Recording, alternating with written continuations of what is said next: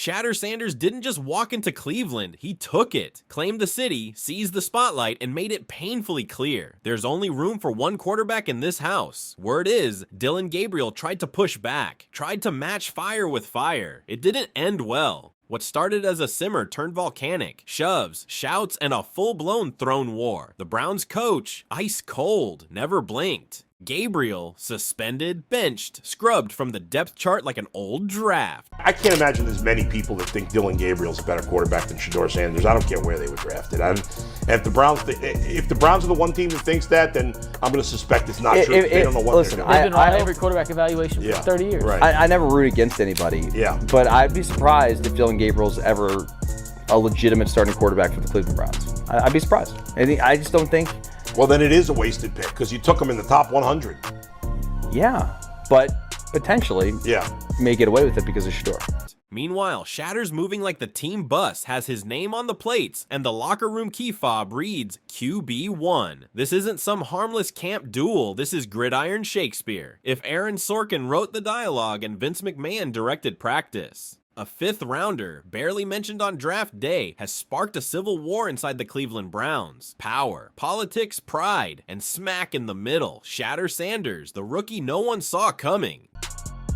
If I'm a Cleveland Browns fan or if I'm a Shedeur Sanders fan and or both, this is probably one of the evaluators that I would like to hear from, all right? And I'm talking about a guy that was with the Niners, Redskins, Seahawks, some of the draft picks him and John Snyder put together, which is where a guy like Scott McLaughlin, all right? Gabriel, he's unraveling. What began as a typical training camp tale of friendly competition has morphed into a spiraling meltdown. The smiling quotes? Gone. The PR-approved interviews? Replaced by side eyes and walk-offs. Shedeur didn't just show up to compete. He came to conquer. And he's not asking. He's taking. Claimed the reps. Claimed the room. From third-string anonymity to headline material in 48 hours flat, Shedeur lit up the starting defense like he was farming XP on rookie mode. Meanwhile, Gabriel looked like a buffering video on dial-up. Out of sync, out of hope. Browns quarterback room, and the two rookies is already there. That's Shedeur Sanders and Dillon Gabriel. They said it's a competition and looks like Dillon Gabriel is ahead of Shedeur. Let me tell you something. I don't care what a Cleveland beat writer says about Dillon Gabriel is more head of Shedeur for his head and shoulder. Man, I'm not buying that. Shedeur Sanders is a legit, big-time franchise quarterback. 17 completions, 3 touchdowns, and 1 locker room earthquake. That wasn't a quarterback competition. That was a hostile takeover. The Browns OC didn't wait. Shedeur got first-team reps by the end of practice. That move, it shattered Gabriel emotionally, mentally, and maybe permanently. Pads dropped, helmet flung. Gabriel stormed off like someone just canceled his Netflix password. The walk, that angry, jaw-locked, text your agent with caps lock strut. The aftermath, carnage. Receivers whispered, linemen shrugged. Oh yeah, definitely. I don't want to see it because you know what comes with it. I guess the second piece, to no one's surprise, reportedly Shedeur Sanders is tearing it up at Browns camp. Looked like the best quarterback out there. They said Dillon Gabriel looks lost in the headlights, which I'm not sure who is shocked by this. Anybody that watched college football over the last how long did Dillon Gabriel play? Like 6 years, 7? Coaches went ghost like someone triggered the fire alarm. Gabriel vanished like a subplot no one wanted to write. Turns out he's been slipping for weeks, skipped throwing sessions, blew off meetings, ghosted teammates, film study, sure, physically present, mentally vacationing on a beach named Regret. He's been tracking how coaches talk to Shedeur, counting compliments, logging reps. He's not playing football, he's building a conspiracy theory. Rumor has it, he's sending it all to his agent like he's filing an HR report. And the coaches, they've seen enough. Not just the throws, the vibes. Gabriel's energy is toxic. Spiral City. Now there's talk of therapy, mental health staff, team bonding events that feel more like hostage negotiations. One retreat idea got scrapped because no one wanted to share a cabin with Gabriel. Shedeur, he's gliding. AirPods in, smooth jazz playing, throwing darts while his rival emotionally combusts in the background. Out at the Browns Foundation golf outing, head coach Kevin Stefanski asked about his rookie quarterbacks Dillon Gabriel and Shedeur Sanders. Yeah, those guys are doing great.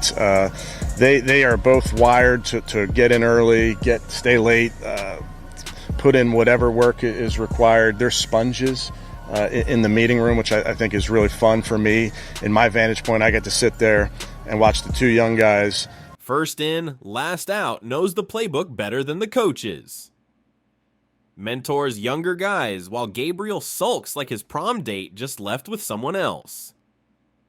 The locker room? Split like a middle school dance. Gabriel's got a few O-linemen holding on to the past. Shedeur's got the speed crew, the WRs, RBs, and even some DBs leaning in asking for more routes. Why? Because they want the ball. And Shedeur delivers. Quick, clean, electric. Special teams coach sounded the alarm. Division's growing. The facility feels tense. The defense, even they're nodding. This kid's different, one whispered. The media, circling like vultures. Shedeur's social numbers are 37x Gabriel's. Every throw goes viral. Gabriel posts a Bible quote, 3 likes, and a sad emoji from his aunt. Ticket sales up. Local smoothie shops pushing Shedeur-themed drinks. One of the two look better to you in what they were asked to do than the other? In just throwing the ball, it's not close. Shedeur Sanders. It's not close. But let me couch that by saying this is rookie mini camp. Sure. No pads, no full speed competition. Nobody coming to knock your head off. It's telling. They're side by side, and they're not asked to do much, but they're both asked to do the same thing, and that one of them looked discernibly better than the other. I didn't know that we would get that out of this mini. We're standing here, Jay. They're on the field. They break the huddle from team stretch, and they go both pick up the ball. So far in this, if you were making a football game with camp actually being the fourth quarter, we 3 quarters into the process, and he has shown who he is, and that is the best quarterback that they have on the roster. And I'm including Flacco when I say that, not just the rookies he's competing against, a second-year guy or some guy, that's in the field house cutting grass or something. This dude has proven he is who he was at Jackson State, who he was at Colorado.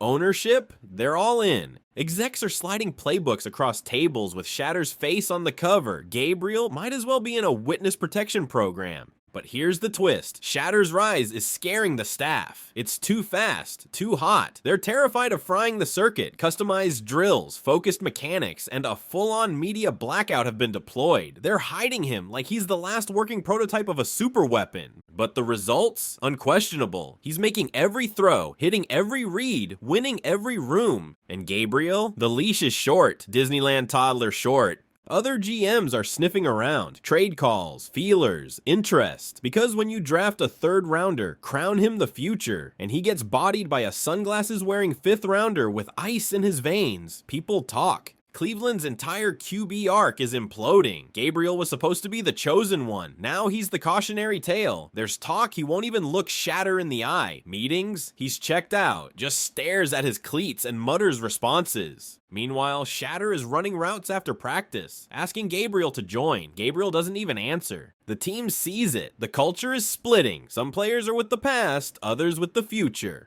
And the Browns, they're at a crossroads. Follow the flash and ride Shedeur into a new era, or protect the investment and hope Gabriel finds his soul. Because here's the nightmare. They mishandle this and they lose both. Gabriel crumbles, Shedeur walks. Locker room fractures, the new culture they bragged about, vaporized. Ownership. They've entered the chat and they brought checkbooks. Reports say the business team is drooling over Shedeur. Jersey spikes, social growth, highlight reels. He's not a player, he's a brand. Gabriel, he's not even in the slides anymore. Not on the graphics, not in the locker room banners, not in the branding meetings. It's like the franchise already hit delete. Executives, they're not hiding their excitement. They're meeting behind closed doors, sketching out jersey drops, billboard campaigns, hype videos. Shedeur season is already penciled into the calendar like a Netflix premiere. They're not asking if, they're asking when. Because to them, Shedeur Sanders isn't just a quarterback. He's the franchise reset button, the walking embodiment of new hope. And the longer they wait to press it, the more they risk watching him light it up somewhere else. And now, the Browns stand on the edge of something massive. Not a quarterback choice, a defining moment, a turning point that could echo through the next decade.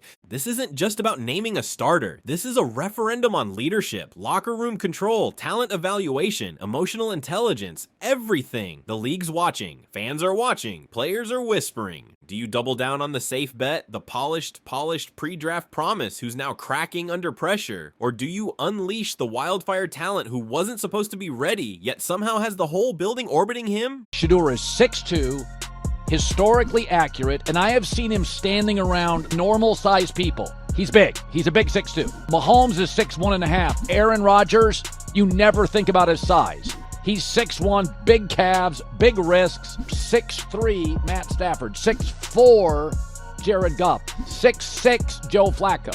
Eli was 6'5". Peyton was 6'5.5" or whatever he was. Dillon Gabriel is noticeably smaller and thinner than Bo Nix, and Bo Nix is not ideal size in the NFL. He is a very, very small guy. Shedeur Sanders.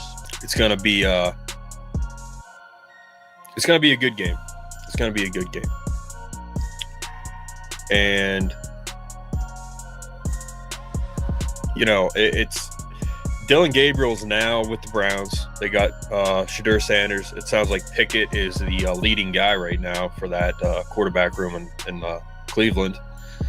So he's not with Oregon anymore. Because let's be real, it's not about who has the cleanest footwork or who memorized the playbook first. It's about presence, control, command, who walks in the room and tilts the energy. And right now, Gabriel's shrinking, hiding behind routine, clinging to the past. While Shedeur, he's already acting like the face of the franchise, already talking like a leader, playing like a star, moving like the spotlight belongs to him. Shedeur didn't just have a few hot practices, he seized the soul of this team, the momentum, the attention, the respect. And if Cleveland fumbles this, if they try to slow play a generational spark to protect fragile egos, they won't just lose a quarterback battle, they'll lose the locker room, the trust, the identity they've spent years trying to build. Because players know, coaches know, they feel the shift, they see who has it, and right now, Shedeur Sanders has it in spades. So buckle up, because what's happening in Cleveland isn't training camp anymore. It's a high-stakes fable being written in real time, a raw, unfiltered parable about modern football and the unrelenting force of destiny when it decides to show up unannounced. This isn't about drills or depth charts, clipboard check marks, or preseason media fluff. This is about something far bigger, something electric and volatile and alive. This is about a franchise standing at the edge of its own identity, staring into the mirror and realizing that the reflection looking back is no longer the one it planned for. Looking at Kenny Pickett and looking at Dillon Gabriel, this quarterback competition is not even close. I don't care what nobody say from the inside of the building. Them teammates know. They know Shedeur Sanders is way ahead of Dillon Gabriel as performing wise. Can you throw that football to an open receiver? That's the question. When you see a defense coming at you, can you stand up in that pocket and deliver that ball to an open receiver without flinching? What's unfolding inside the Browns quarterback room is no longer just a battle of arm strength or scheme familiarity. It's a story of character, pressure, timing, and truth. One quarterback clings to the outline of a career he's been building for years. The safe pick, the composed leader, the guy who studied hard, said the right things, trusted the process, and was supposed to be the one. He was the franchise's future, on paper. He was the plan, the carefully selected heir to the throne. But now, that blueprint is burning slowly, smoldering under the weight of something the playbook never accounted for. Because while Gabriel tightens his grip on what he was supposed to become, Shedeur Sanders is out here becoming something no one predicted, something uncoachable, something untamed, something that feels too wild to trust but too real to ignore. He wasn't drafted to lead, he wasn't expected to shine, but here he is, stepping into every moment with the poise of a 10-year vet and the swagger of a star who's been living in the spotlight since birth. He walks into the building like the lights are already on him, like the cameras are always rolling, like his story was always meant to be told. And maybe it was. It's because this isn't just ambition versus legacy anymore. This is raw charisma challenging institutional comfort. This is uncut talent daring to tear through a system designed to slow it down. This is Shedeur Sanders versus every scouting report that didn't believe, every doubter who saw flash instead of foundation, every executive who passed him over until suddenly they couldn't ignore him anymore. This is what happens when the guy no one expected refuses to play by the rules and starts rewriting them with every throw. Yeah, I think you got to take this thing like in pieces, like you do a football game. You get a series, you get a quarter, you get a half, you get a game. And you got to win the series, you got to win the quarter, you got to win the half, and you got to do it again. So if we look at everything and parcel it out, he clearly was the best performer in rookie minicamp. Then you go to OTAs, which are not mandatory, but of course he was there, organized team activities. He clearly came out of OTAs with the best numbers. And now we're in the second day of mandatory minicamp, and he's clearly got the best numbers. I would say the same thing because he's a young player. We don't want the media talking about a QB issue and a QB battle with two young players. He will probably have the most trade value because, like I said, you want them to play well in the preseason so they can increase that trade value and they can have somewhere to go to, and you have some takers out there.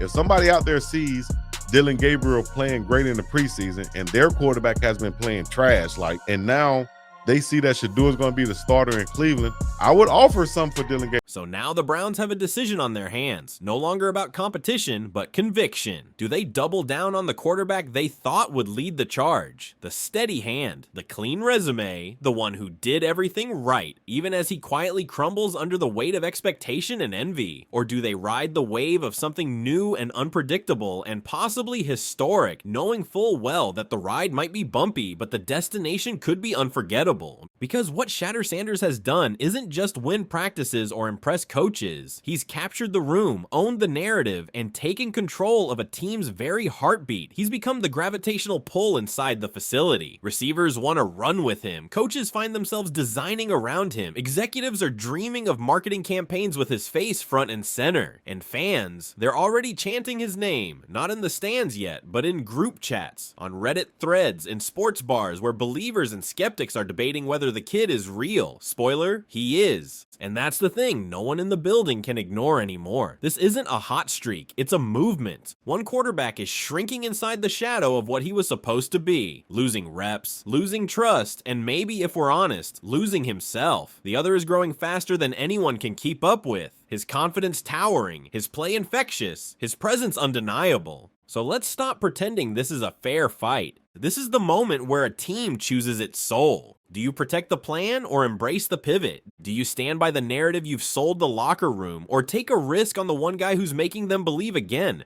Because here's the brutal truth. This isn't just about Shedeur and Gabriel anymore. This is about every player watching from the sideline, every rookie who's quietly wondering if merit still matters, every veteran asking what leadership really looks like when the lights get hot. The Browns aren't just choosing a quarterback, they're declaring who they are, what they value, how they define greatness. And they're running out of time because the clock is ticking, not just on preseason snaps, but on credibility, cohesion, and control. If they get this wrong, if they fumble this moment, they risk losing far more than a quarterback depth chart. They risk losing the trust of the building, the unity of the locker room, the very identity they've spent years trying to reshape. But if they get it right, if they bet on the kid who wasn't supposed to make it, who wasn't part of the plan, but somehow became the heartbeat of the whole operation, then maybe, just maybe, they're not just finding their quarterback of the future. Maybe they're finding their future, period. So place your bets, because what happens next won't just decide a starter, it will define a franchise. The script is on fire, the lights are bright, the room is watching, and only one man is walking out of this with the crown. The other, just another story that could have been. And in Cleveland, they've had enough of those.